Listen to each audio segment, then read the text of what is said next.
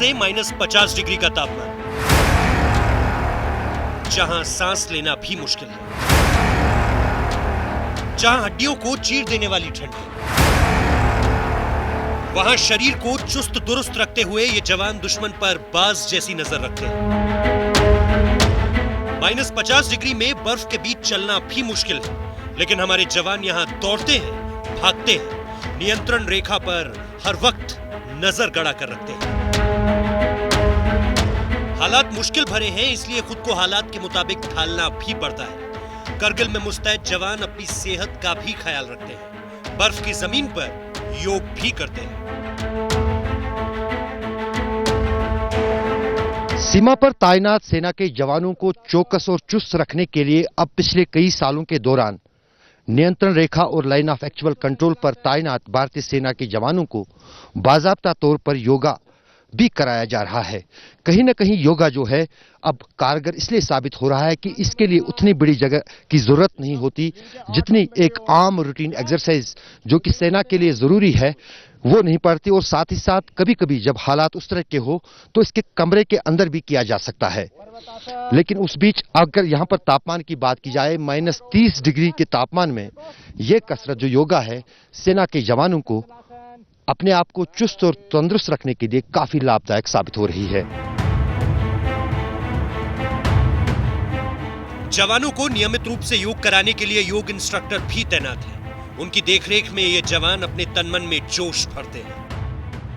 हमारे जवान एक्टिविटी ना करने के कारण हमारे क्या है, चारपाई के ऊपर भी क्या है हमारे एक योगा कर सकता है, जिससे हमारे क्या है फिजिकल और मेंटली तौर से फिट रह सकता है।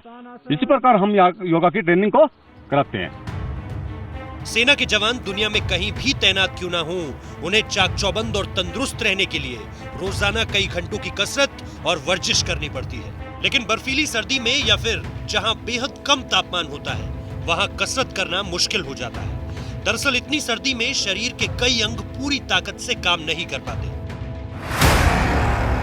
सांस लेने के लिए पूरी ऑक्सीजन नहीं मिलती, फेफड़ों में पानी भरने, शरीर के अंग सुन्न होने का खतरा रहता है, जबड़ों में सूजन आ सकती है और चेहरे में जलन का एहसास होता है। पैर हाथ की उंगलियों में गलन की समस्या होती है। लेकिन योग की मदद से ये जवान खुद को चुस्त दुरुस्त रखते हैं, अपने आप को इतना फिट रखते हैं कि पलक झपकते ही दुश्मन को कुचल डालें। को ये नहीं पता होता कि हमने 2 दिन बाद आना है, 3 दिन बाद आना है या 4 दिन बाद आना है। तो सबसे बड़ा हमारे पास जो सबसे बड़ा टास्क है, सबसे बड़ी अपॉर्चुनिटी यहाँ पर यही है कि पहले खुद को सेफ रखना, फिर उसके बाद देश को सेफ रखना। लेकिन सेहत के साथ साथ इन्हें बर्फीली सर्दी से लड़ने के लिए भी कई उपाय करने पड़ते हैं। इन्हें हर रात चौकी के सामने से बर्फ हटानी पड़ती है। अगर ऐसा नहीं किया तो बर्फ में दबने का खतरा बना रहता है। पीने के पानी के लिए बर्फ पिघलानी पड़ती है। लेकिन इन मुश्किलों के बावजूद जवानों का हौसला बुलंद रहता है और खून खौलता रहता है।